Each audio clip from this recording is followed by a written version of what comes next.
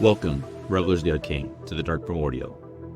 I'm your host, Ken Schroer, and today we're embarking on a mystical journey through time, exploring the fascinating world of divination techniques. From ancient civilizations to modern practices, we'll uncover the secrets of how our ancestors sought to peek behind the veil of reality. So light your incense, grab your favorite snack, because this is one magical ride you won't want to miss.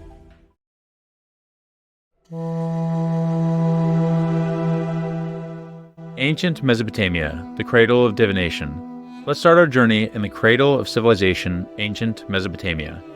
These early societies were obsessed with understanding the will of the gods, and they developed some truly fascinating methods to do so.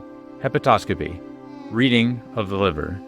One of the most important divination techniques in ancient Mesopotamia was hepatoscopy, the practice of examining the liver of sacrificed animals. This technique dates back to at least 2000 BCE. The Babylonians believed the liver was the source of blood and therefore the seat of the soul. Hepatoscopy was primarily used by royalty and nobles due to its high cost. Diviners, known as Baru, would carefully examine the liver for any abnormalities such as unusual markings, discolorations, or malformations.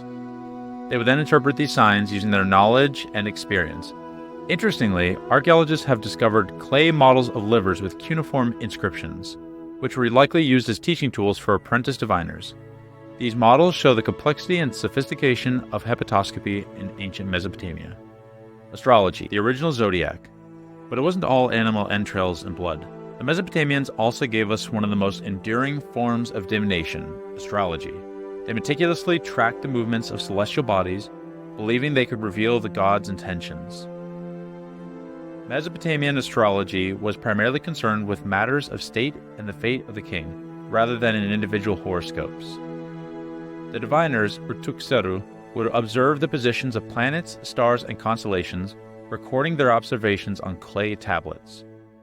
One of the most important astrological texts from this period is the Enuma Anu Enlil, a series of 70 tablets containing thousands of omens based on celestial phenomena.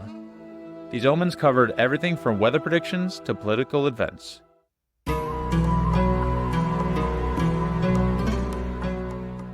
Ancient Egypt, land of mystery and magic. Now let's sail down the Nile to ancient Egypt, where divination was as much a part of daily life as building massive monuments. Dream interpretations, sleeping on the job. The Egyptians believed that dreams were messages from the gods. Professional dream interpreters, known as masters of the secret things, were highly respected in Egyptian society. People would often sleep in temples, a practice known as incubation, hoping for divine guidance through their dreams.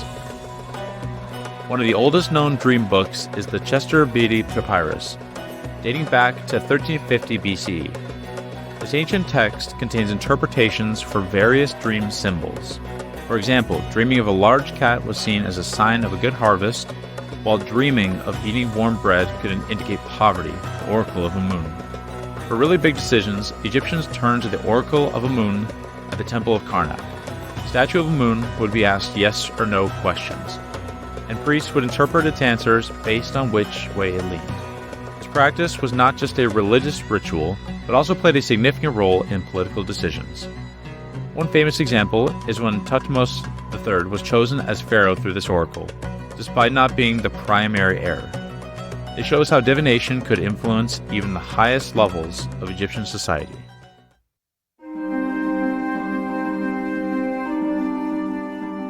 Ancient Greek philosophers and oracles. Now let's hop over to ancient Greece, where divination got a philosophical makeover. The Oracle of Delphi, high on prophecy.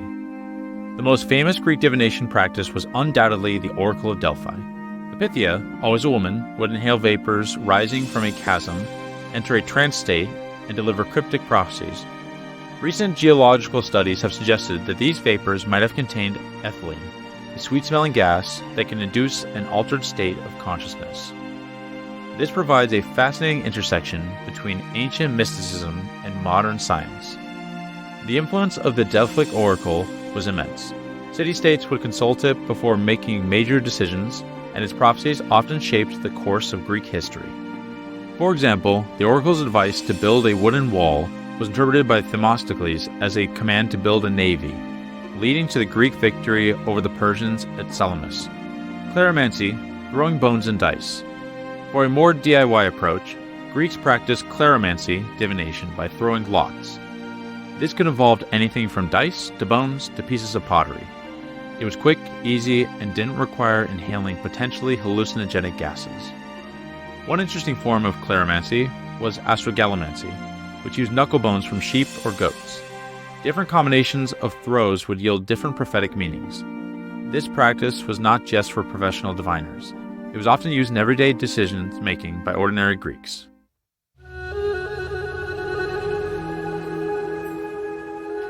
Ancient China, harmony and balance. Let's turn east to ancient China, where divination was all about finding harmony with the universe. I Ching, or the Book of Changes. The I Ching, or Book of Changes, is one of the oldest divination tools still in use today. Its origins date back to the Western Zhou period, around 1000 to 750 BCE. The system involves throwing yarrow stalks or coins to create hexagrams, which are then interpreted. Each hexagram consists of 6 lines, either broken yin or unbroken yang. There are 64 possible hexagrams, each with its own meaning. The I Ching was not just a divination tool, but also a philosophical text influencing Chinese thought for millennia. Interestingly, the binary nature of the I Ching, yin and yang, has drawn comparisons to modern computer science. Some have even suggested that Gottfried Leibniz, one of the pioneers of binary code, was inspired by the I Ching. Feng Shui, divining good vibes. While not strictly a divination technique, Feng Shui is worth mentioning. This ancient Chinese practice involves arranging your environment to promote good fortune. It's based on the idea that the placement of objects can affect the flow or qi of life force. Feng Shui practitioners use a special compass called a lupan to determine the best orientations for good fortune. The practice has had a significant impact on Chinese architecture throughout history and continues to influence designs worldwide.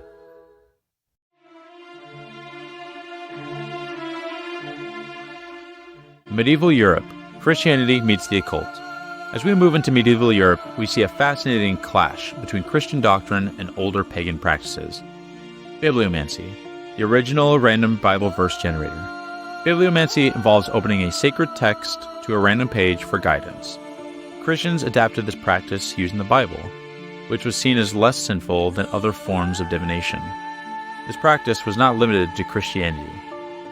Jewish mysticism had a similar practice called the Goro Hara, which uses the Torah for divination.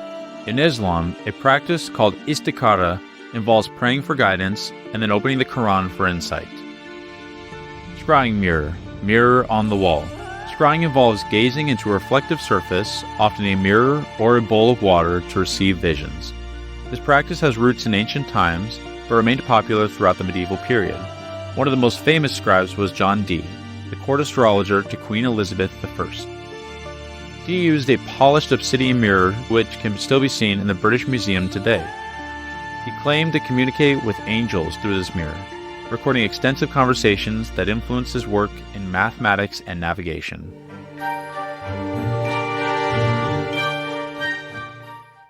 Modern era, the revival and reinvention.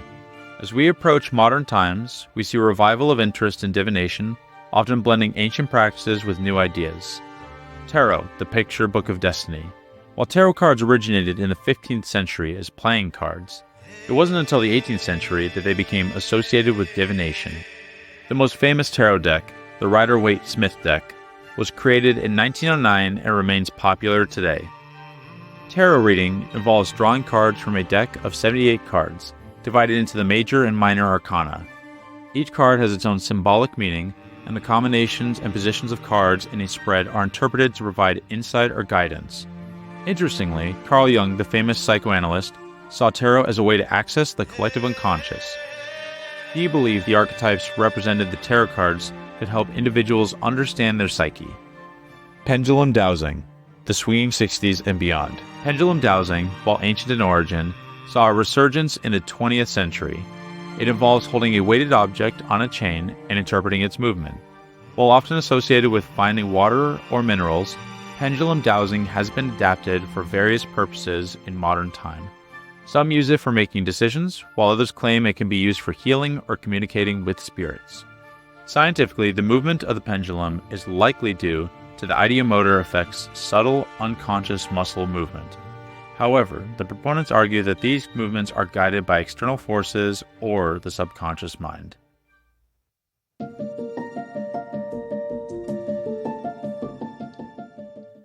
As we've seen, divination techniques have evolved alongside human civilization, reflecting our eternal desire to understand the unknown and control our destiny.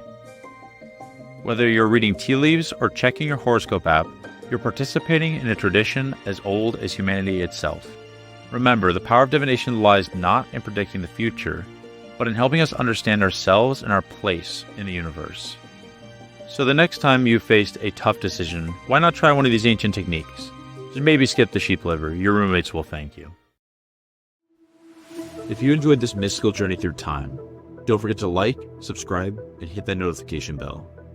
And for all your modern divination needs, check out our Etsy and Shopify stores. From witches' runes to Nordic scrying boards, we've got everything you need to connect with your inner oracle. Additionally, we have a newsletter. By signing up, you get our free beginner's guide to witchcraft and paganism, as well as 2 herb and crystal cheat sheets. Links are in the description below. Until next time, may you become one with your own abyss.